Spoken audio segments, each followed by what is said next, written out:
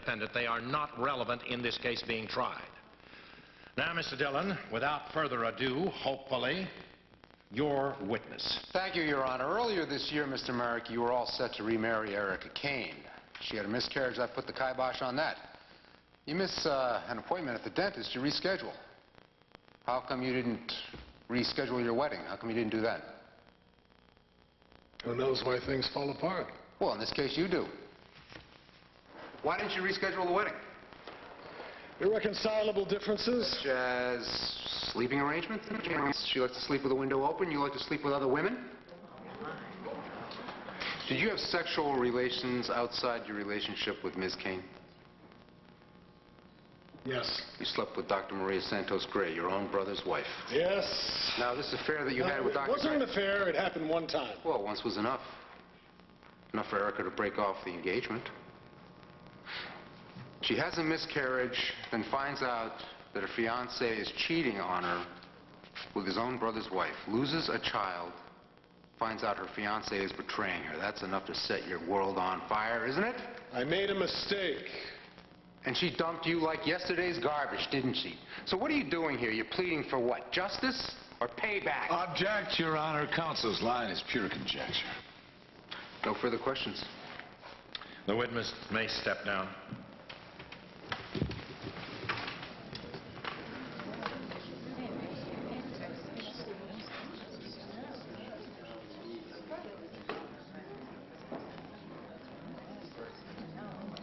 Mr. Montgomery?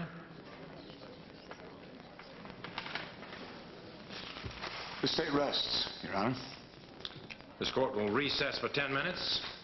Then it's your show, Mr. Dillon.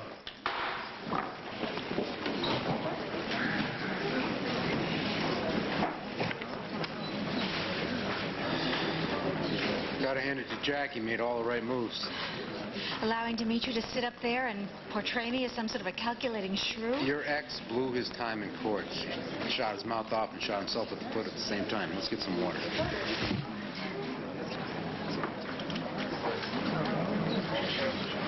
The judge was furious. Lori, I spoke up for the truth.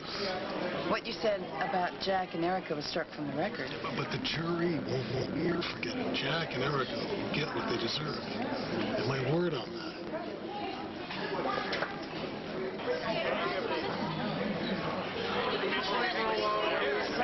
If you're not speaking this time.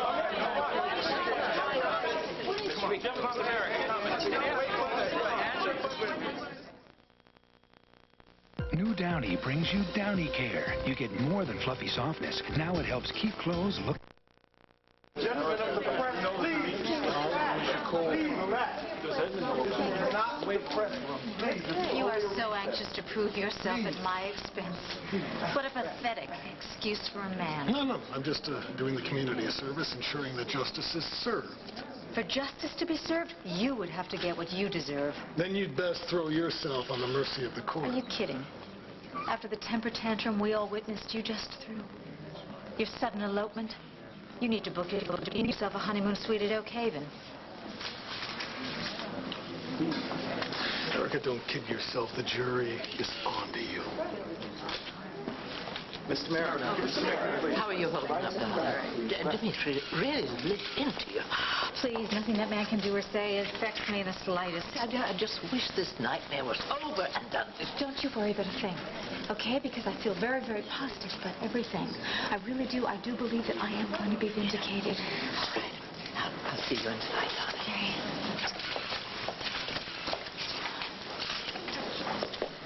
This next round ain't gonna be no cakewalk. I don't expect it to.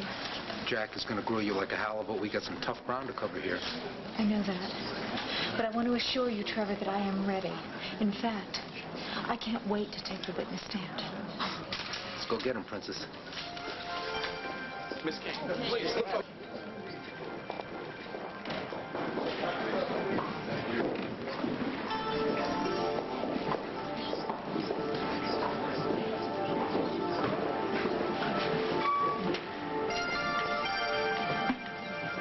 All rise for the Honorable Judge Carl Breed.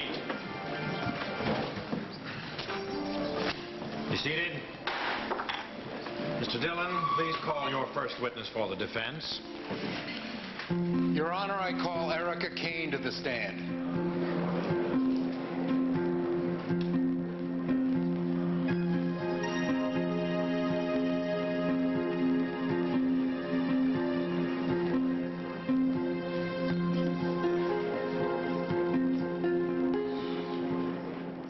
Your child could get lice.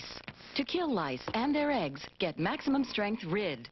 In just the first treatment, it kills lice completely. And Rid leaves no active residue behind. Nothing is more effective or safer than Rid. Cut!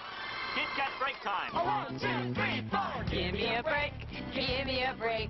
Break me off a piece of that Kit Kat bar. Give me a break, give me a break. I want to take a break with that Kit Kat bar. You know it makes me want to shout. Shout Wipes. Now wipe out stains wherever you go. Just rub on to help remove stains in a matter of seconds. Shout Wipes. Keep them on you to keep stains off you. S.C. Johnson Wax.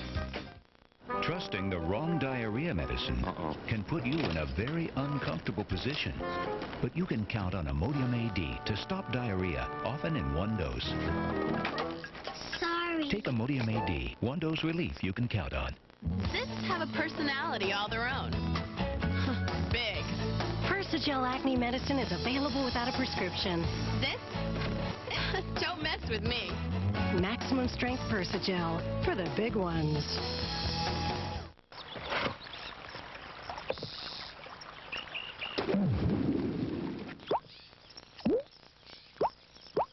Dr. Scholl's Odor Destroyers, with 50% more odor-destroying power than Odor Eater's foot powder. So try Dr. Scholl's. On my What a Thursday we have planned for you on Good Morning Four States. Granny's in the kitchen making something secret. And we'll tell you about pulling tractors. Or maybe that was a tractor pull. Yeah.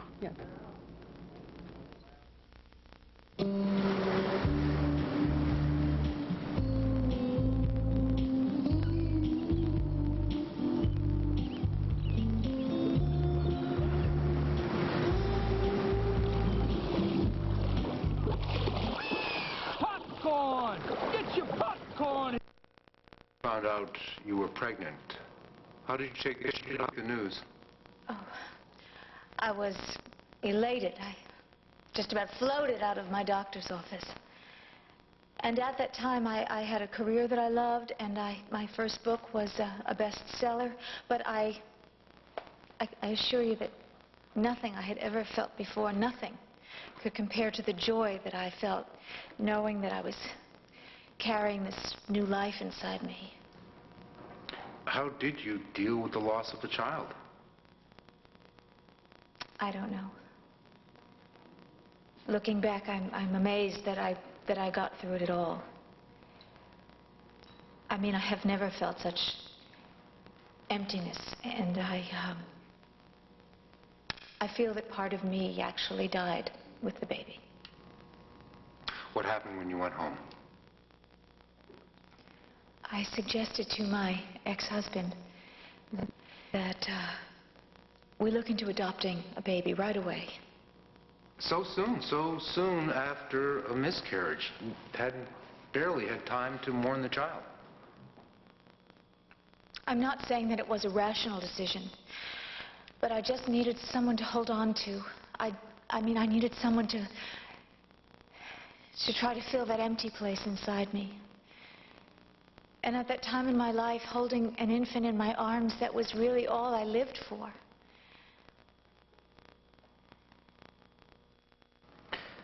You met with Maria Gray at Willow Lake. What was the cause of that meeting? Well, we had some personal issues to deal with. Could you be more specific? I suspected that Maria and Dmitri had slept together. Did Maria confirm those suspicions? Yes, she did. What precipitated Dmitri and Maria sleeping together? Well, Maria had been served a court order to return the baby that was in her care to the rightful mother.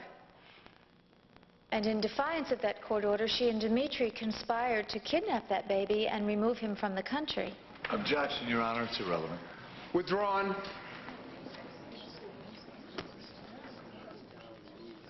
Did you have any reason to believe that Maria would go into labor at the cabin? No, none at all. I mean, her baby wasn't even due for weeks. Well, how did you come to deliver the child? Well, there were no phones that worked, and so I couldn't call for help. And it became clear very quickly that the baby wouldn't wait. How did you feel delivering the baby, knowing that your ex-husband was the father? Do you mean, did I resent the baby? Yes. How could you resent something so tiny and so helpless? No. No, I would never take out my mistakes on an innocent child. En route to the hospital with the baby, your car swerved into Willow Lake. What did you do? Well, my first instinct was to save the baby. I reached next to me where the baby had been, but she wasn't there anymore, and I couldn't find her, so I dove into the water. It was very dark, too dark, I couldn't see anything, but I kept on diving into the water because I had to try to save the baby. And I kept diving, and I couldn't see her, and I don't know how long I was in the water. I don't know what happened exactly. I think that I blacked out, because the next thing I knew, I was in the hospital. And at the hospital, you were treated for exposure. But you risked your health to go back to Willow Lake. Why? Because, I mean, it just didn't ring true. I mean, I couldn't believe that the car went into the lake and the baby was gone, was missing. So I had to go back. I had to go back and see for myself. I had to go back and see that I had done everything I could to save the baby. And where did you eventually find the baby? I found the baby with Esther Glynn in her trailer. Esther Glynn was the true heroine. She is the one who rescued the baby. And when I found them, the baby was in distress because the baby couldn't tolerate milk. But I knew that soy milk was an excellent substitute, and the baby took to it immediately. So thanks to your quick thinking, the baby was okay. You saved the baby's life. Fate smiled on us that day. Were you planning to return the baby to Edmund and Maria? There was no question in my mind. I was going to give the baby back.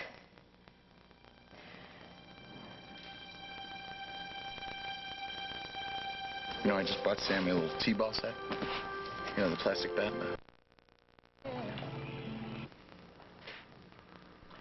On March 17th of this year, you went to Wildwind. For what purpose? To return the baby to Edmund and Maria.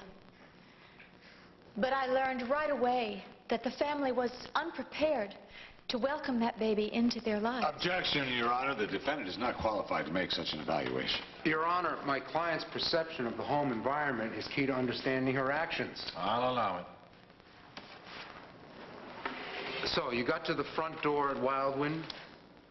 Yes, and into the foyer, and I was about to go into the living room to give the baby back when I overheard Dimitri say to Maria that the baby was better off dead at the bottom of the lake. And then he said that Edmund could never love the baby. That every time Edmund looked at that baby, he would be reminded of their, Dimitri and Maria's, betrayal.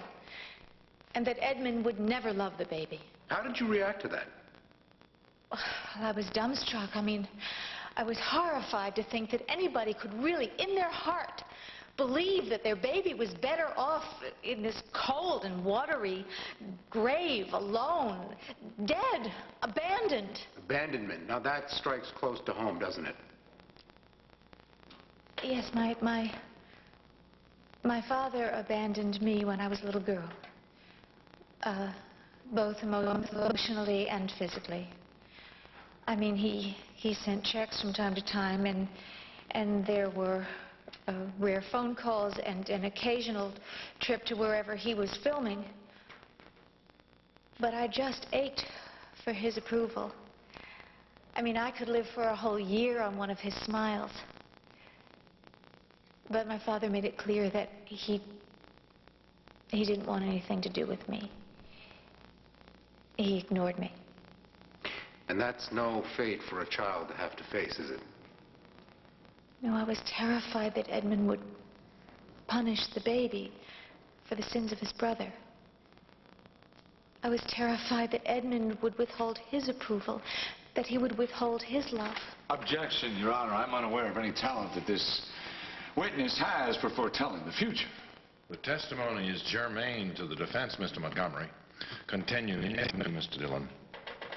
Miss Kane, after you heard Dimitri say the baby would be better off dead, how did Maria react? Well, I waited for a response from her, but she made none. And every instinct in me was just shrieking that I should get out of there, that I should take the baby out of that home full of hate and take the baby to a place where I would protect it and take care of it and love it. I mean, I honestly felt literally that the baby's future was in my hands.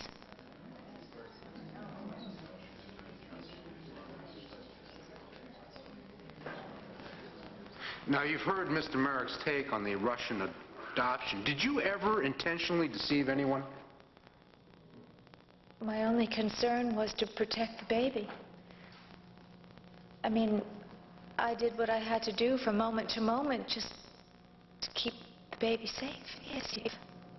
You've experienced the soul-wrenching pain of losing a child.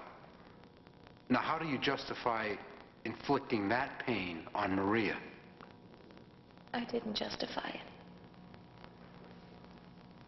I'm sorry, I just didn't make that connection.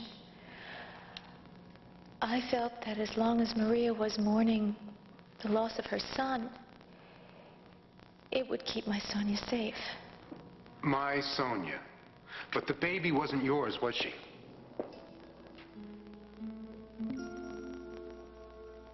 Sonia was my gift from God. Sonia was the child that I lost. And I know that this sounds strange, but she even looked like me. I mean, we bonded instantly. She responded to my face, and she responded to my voice. When I gave Sonia back to Maria, it just, my heart stopped beating, and I just feel that all the pain that I tried very hard to protect the baby from, the security that I worked so hard to surround the baby with, that just came crashing down around us because when I gave the baby away, her eyes just looked at me and she was questioning me, that little baby. She knew that I didn't want to, but she kept questioning me. She was saying with her eyes, "Why, Mommy? Why would you do that? How could you give me away? I know you love me. Mommy, why? Please don't do that, please. Please. Please don't leave me."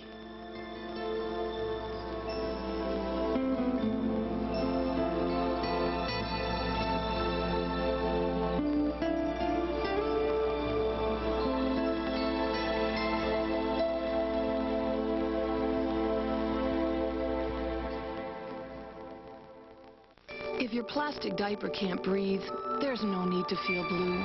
Make a wish for the one that lets fresh air flow through. Welcome Breathable Huggy Supreme. It's the only diaper that breathes all over, not just on the sides. No. Oh, all right, well, thanks. Brooke. Oh, hi, Janet. Are you trying to get on this flight? Yeah. Well, I'll tell you what. You can take my seat. Are you going this flight? Yeah, but I'm in no rush, and I know you're worried about Laura. Are you sure? I could give you... I mean, you'll take the later flight, then? Yeah. That's great. I appreciate it. Thank you so much. No problem. Really? Give Laura my love. I will. Thank you. Thank you, Janet. Really. Thanks. We'll see you on board. All right, yeah, great. Last call. Bianca? No.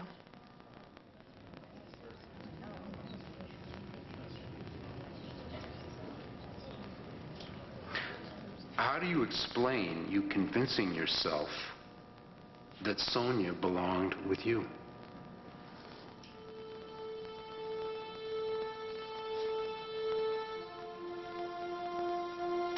I had just lost my baby.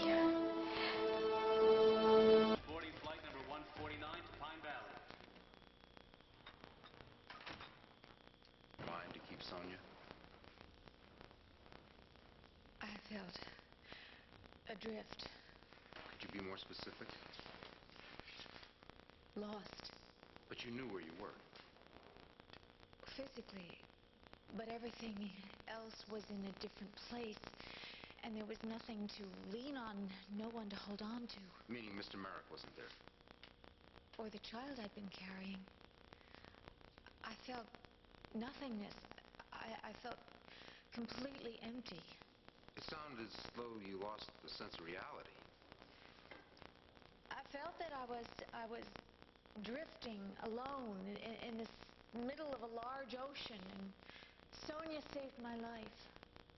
Miss Kane, how did you feel when your father walked out on you and your mother? Objection. Leading the witness. Mr. Dillon? Goes to the heart of my client's mental condition at the time of the alleged kidnapping. Objection overruled. You may restate your question, Mr. Dillon. Thank you, Your Honor. Miss Kane, when your father abandoned you, how did that make you feel? Worthless. Do you feel his lack of concern for you influenced your life?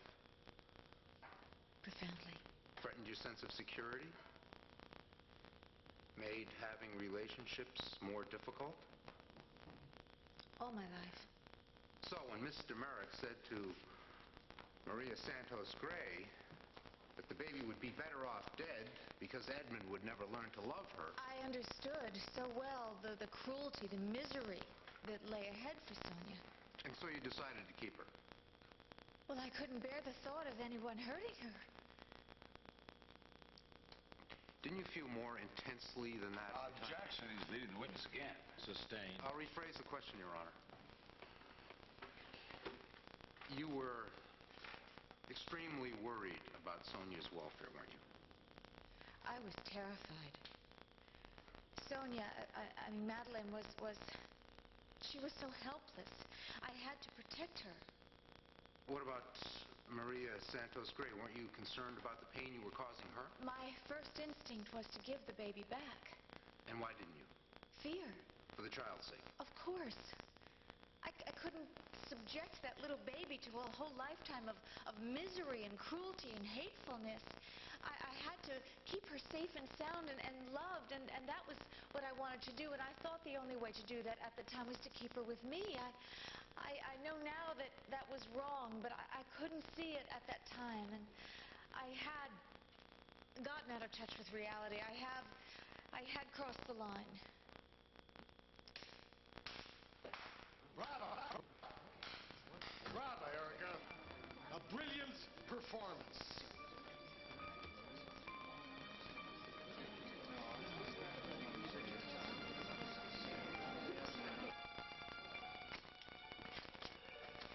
Mr. Merrick, that is the last time you will disturb these proceedings. One more word, one more Myrtle, sound. you know where Glory is? I don't know. She may have gone to lunch, darling. Good. Maybe I can talk to her alone.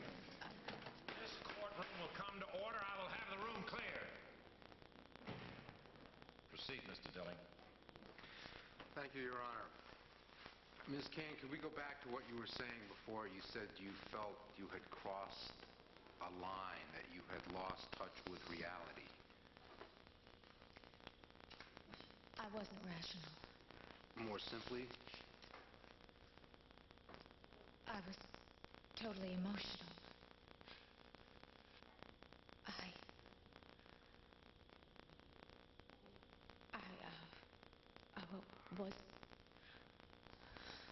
I was not sane.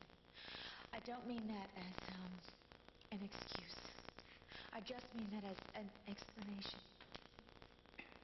You acted insanely. What I did was terrible. I understand that now. I just didn't then. It went on too long. I hurt people. very much, and for that I am so sorry. I'm truly sorry. I will be sorry till my dying day. No further questions. Your witness. You all heard the expert witnesses I called to the stand testify as to the authenticity of Erica Kane's postpartum depression. They gave you a clear and unambiguous clinical explanation of the altered state of mind and the bizarre behavior it can cause. They fascinated us with their experiences working with the traumatized psyche. And as several of the eminent psychoanalysts pointed out, this could happen to anyone in the proper stressful conditions. To anyone. That means it could happen to you and to me, right? Yes, this could have happened to you and me in the proper stressful circumstances. Now, let's look at some of the circumstances Erica Kane endured before she had her miscarriage. Think back to that little 9-year-old girl. She wakes up one morning to be told her father has deserted her.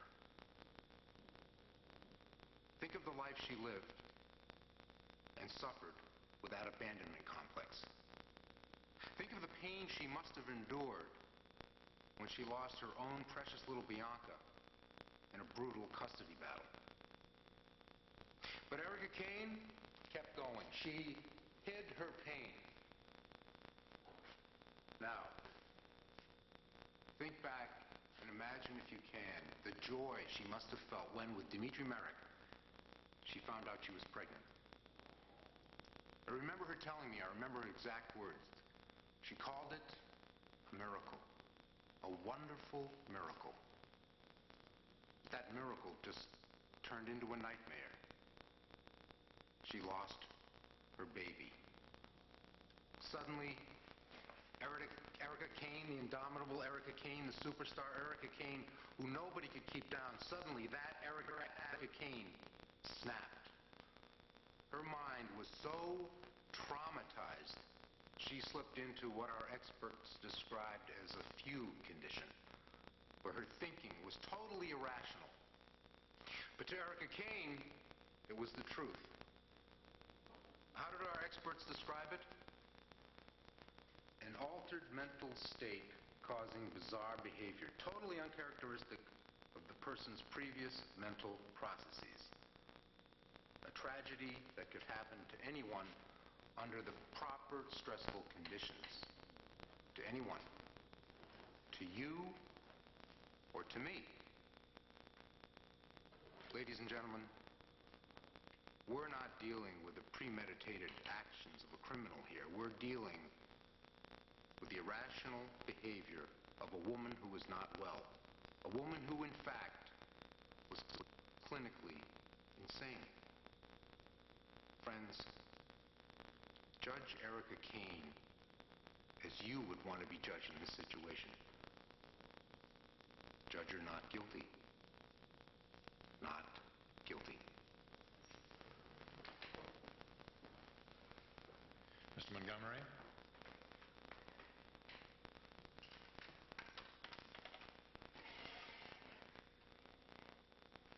Ladies and gentlemen, I'd like to thank you for your time and your attention.